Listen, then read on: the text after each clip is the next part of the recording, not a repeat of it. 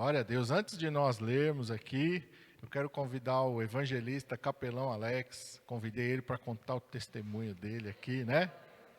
E aquilo que Deus colocar no coração dele para repartir conosco. Amém? Deus fez uma boa obra, né? Deus fez uma grande obra na vida dele que nós nos alegramos muito em rever, né? Porque na verdade Deus trouxe ele aqui há uns 10 anos atrás, numa outra condição, né? Que ele vai contar. E agora, uma semana, né? Deus trouxe ele de novo aí. Nós nos alegrarmos juntos. Amém? Estenda as tuas mãos para cá. Pai santo e maravilhoso, aqui está, Senhor, o teu servo, Pai. E o Senhor foi buscar aquela ovelha que estava perdida, que o Senhor foi, Pai. Colocou nos teus ombros e trouxe para o teu aprisco, ó Pai. Meu Deus, que o Senhor coloque as tuas palavras, que o teu Espírito Santo guia e unja o teu servo naquilo que ele vai compartilhar conosco para a nossa edificação, Pai. Usa a vida dele, Santo Espírito, com poder, com intrepidez, com ousadia, Pai. Nós te pedimos em nome de Jesus. Amém.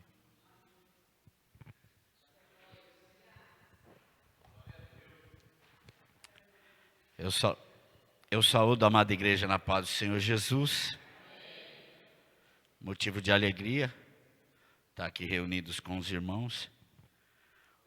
Hoje podendo expressar e falar sobre o que Jesus fez na minha vida, né? Mas antes disso eu queria deixar 1 ou 2 versículos para a meditação dos irmãos, né? Um se encontra em Apocalipse 13, versículo 8, só a parte B do versículo.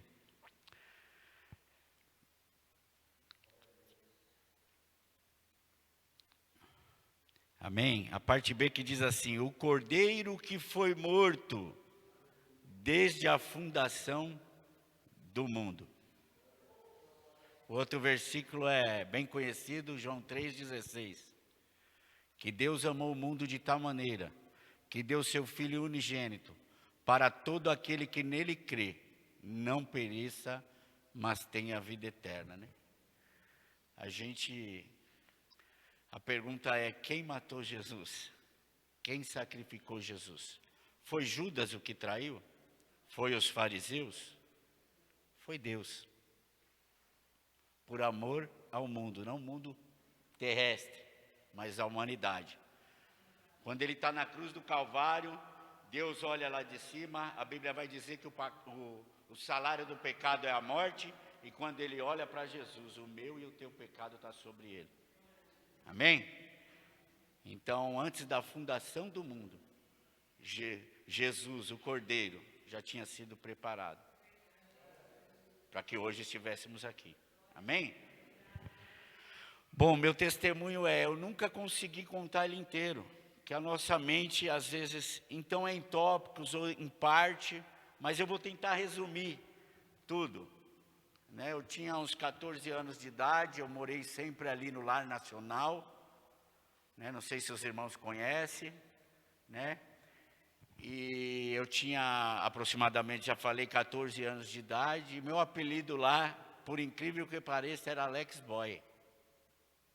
Minha mãe já era separada do meu pai, ela separou, tinha 5 anos de idade, minha mãe trabalhava em 2 empregos, meu pai era comprador da Electrolux, então o dinheiro não me faltava e nem as coisas, né? Eu ia para uma festinha, minha mãe toma, meu pai toma, né? Então eu tive tudo de mão beijada.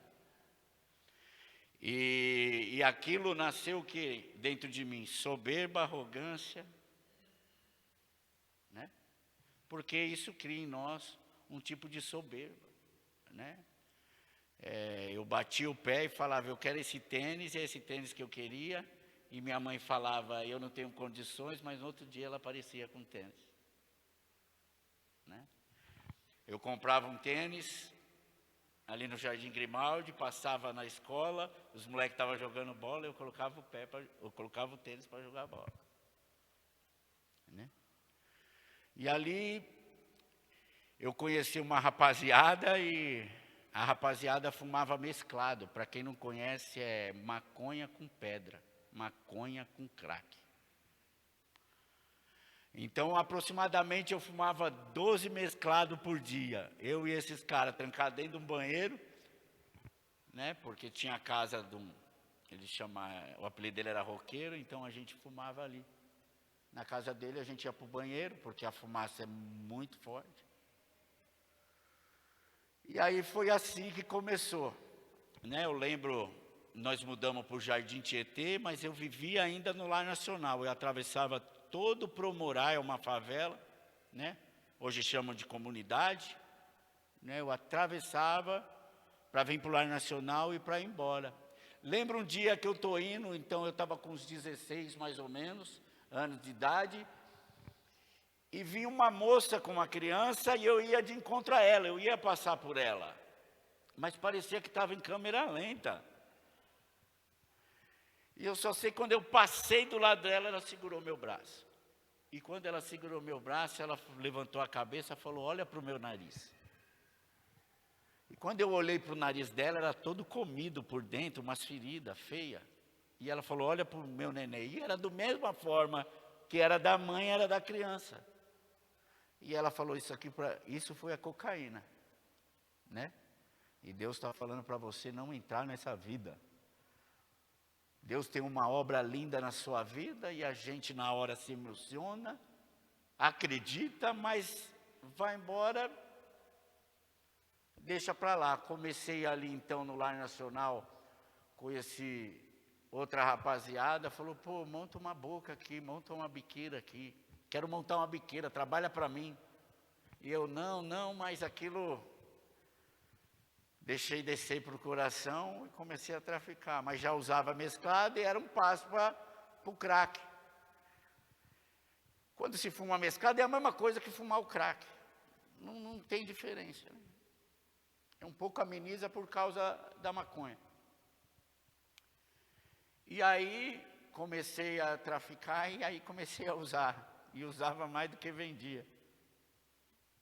Né? E usava muito, e ficava devendo. A minha mãe ia e pagava. É lógico que eu tenho vergonha de dizer isso, né? Na época não, mas hoje, né? Quanto desgosto e tristeza, né? Porque não sofre só o dependente, sofre o codependente. E o codependente sofre de cara limpa. Ele não tem uma substância nenhuma para ingerir, né? Então é muito sofrimento para uma mãe e para os familiares, né? E aí, passado um tempo, aí não ia mais para a escola, não tinha força para trabalhar, trocava o dia pela noite, dormia o dia inteiro, e à noite saía para usar droga. Aí, em determinado tempo, vou resumir, tá, irmãos? Senão fica muito extenso. E chegou um tempo que ninguém mais aguentava. Ninguém mais aguentava eu, e eu também não aguentava mais ninguém. E aí, minha mãe é até hoje, vendedora da Natura. E minha mãe tinha um quartinho, ela tinha estocado para ter a pronta entrega, essas coisas. E eu, irmão, só Jesus na causa. Pegava os perfumes, as coisas para trocar, né, por droga. E dei muito prejuízo, né? Muito prejuízo. Em determinado tempo, ninguém aguentou mais.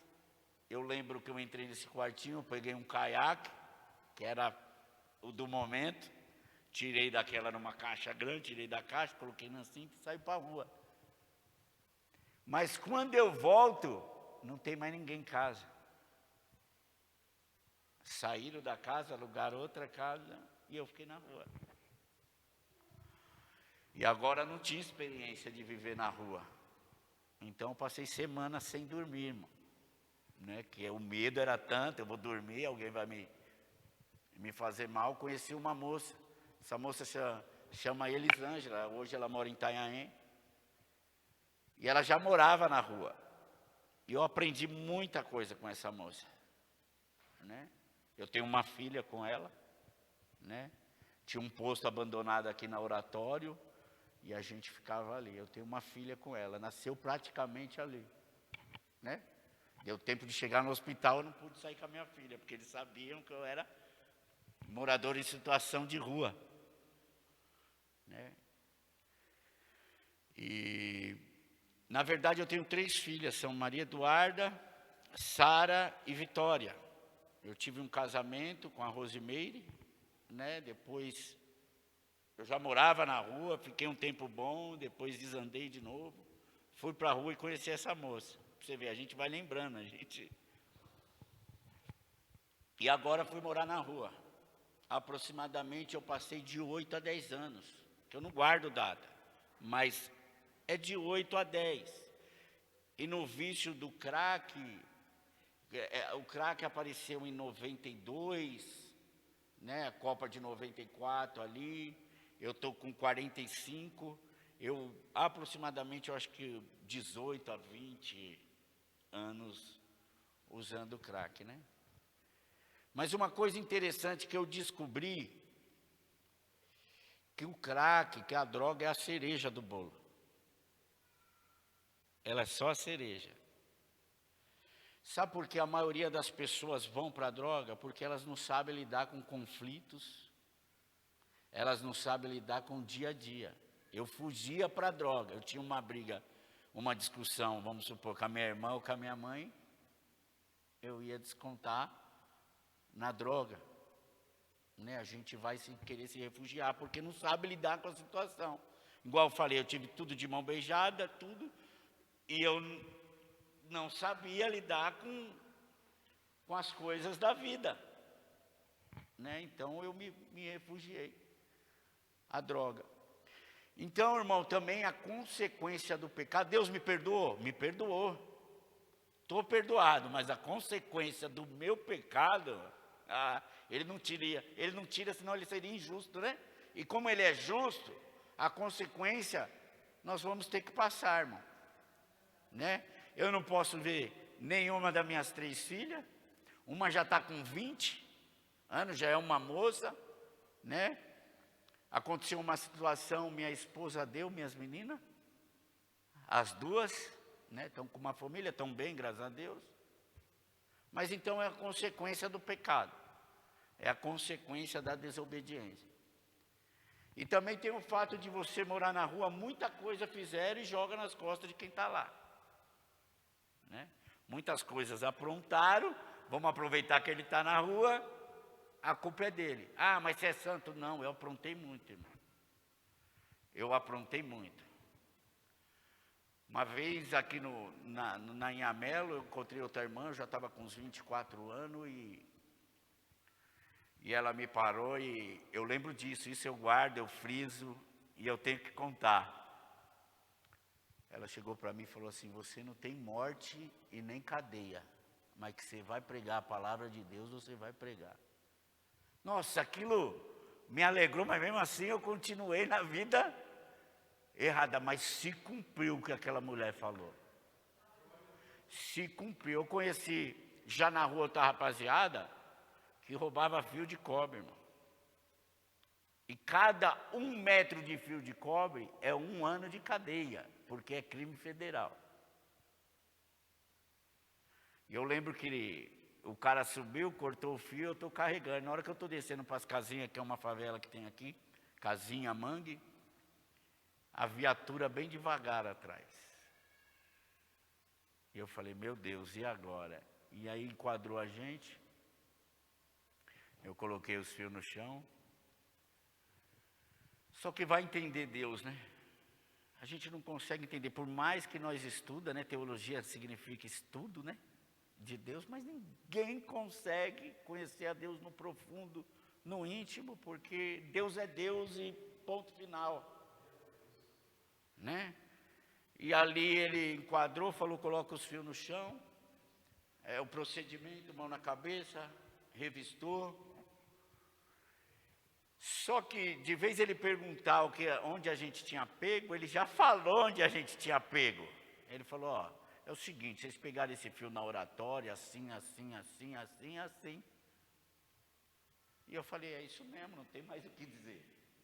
Não foi? Eu falei, foi. Aí ele ficou olhando para a minha cara, eu falei, agora eu vou apanhar. E ele falou, pega esse fio aí da linha. Aí eu falei, eu vou me abaixar, o pensamento, quem é de rua, eu vou me abaixar, esse cara vai chutar minha cara, mano. O policial vai chutar minha cara. Só que aí eu falei, não, senhor, não vou pegar não, porque eu falei, o senhor vai me chutar, mano. Se eu abaixar, o senhor vai chutar minha cara. Aí ele deu uns 3 passos para trás e falou, pode pegar, você vai morrer no crack mesmo? Né? E passei por várias situações, tomei uma facada no pescoço, fui para o IVA, passei uma semana ali de molho, porque tinha um medo de ter furado o esôfago, e então eu não podia comer, e endoscopia só tinha no Jabaquara e não tinha vaga. Né? E fiquei ali por uma semana, né? E Deus teve misericórdia, né? Da minha vida. Eu vi pessoas morrerem, muitas, que tinham promessa, né? Mas infelizmente, e eu tive muitas oportunidades, irmãos. Eu tive muitas oportunidades. E hoje tem pessoas que me vê no Face, me vê em algum lugar e fala, pô, eu me recuperei porque eu te vi. Então, quando Deus fala que às vezes você não vai ter que usar as palavras, é verdade, irmão. É verdade, né? Sou falho, viu, irmão? Sou errâneo, peco, vou pecar, viu? Vou pecar, mas Deus se agrada da nossa sinceridade. Porque hoje em dia, irmão, tem muita gente que prega para Deus, né? Tem muita gente que anda pregando para Deus, né? Hoje eu fui lá em Ribeirão Pires também levar uma palavra numa casa de recuperação e foi coisa linda, irmão. É uma simplicidade. Quarta-feira, quando eu estive aqui, eu tenho que falar isso. Quarta-feira, quando eu estive aqui, pastor, e não é porque eu estou na frente do pastor, né? Foi muito edificante, né? Foi Provérbios 16, né? Versículo 1, não é isso? Né? Uma palavra simples e verdadeira, né? E edificou muito o pessoal que veio comigo, a mim, né? Porque Deus, ele age desse jeito, irmão, não precisa de muito, né? Do ser humano, porque Deus é Deus. A Bíblia diz que a palavra dele não volta vazia, né? O problema de hoje é que nós queremos, eu não estou falando dos irmãos, queremos fazer o trabalho do Espírito Santo. Não, o trabalho nosso é de levar a palavra. Quem convence, quem traz, quem faz, quem concede, quem alicerce é o Espírito Santo de Deus. Né, irmãos? Eu vou entregar, pastor. E é isso, irmãos. Foi resumido, mas tem muita coisa. Muita coisa que se for, né, eu fui preso 3 vezes em flagrante, pegado assim no ar. Eu nunca fui ladrão. Eu nunca servi para ser ladrão ou bandido. Porque eu chorava em situações. Irmãos, vocês não acreditam, eu chorava em situações, sabe? Então, mas como que você usava? Eu carregava bloco, irmão, areia, vendia latinha. Irmão, eu fazia um monte de coisa, e graças a Deus, Deus colocou pessoas na minha vida que me ajudaram muito. Tinha senhores que sabiam que eu usava, mas ia me chamar, tem um serviço lá na minha casa. Mas em conta, é lógico, é mais barato, né? Mas sempre dava essa oportunidade, aí também dava um dinheiro, uma comida, né? Uma roupa, né? E graças a Deus por essas pessoas, né? Que Deus coloca no nosso caminho.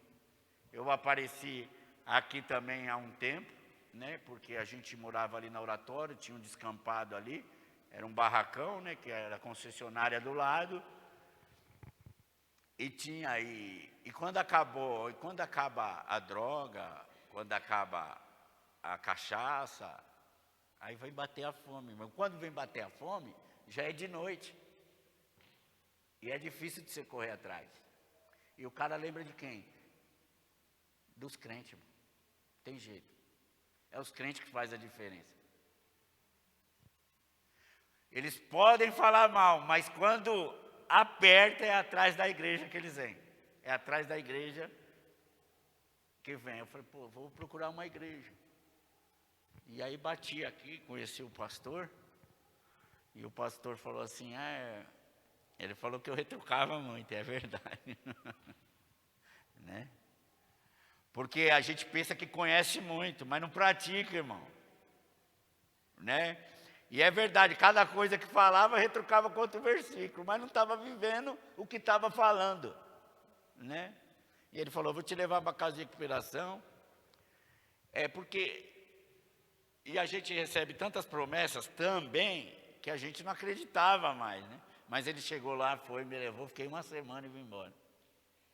Mas hoje estou aqui para a honra e glória do Senhor, né? De pé, né?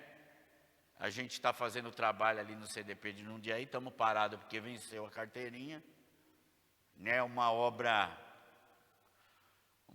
que mexe com a gente, viu, irmão? Mexe com a gente. A gente pensa que quando chega para ir, o dia a dia é sábado.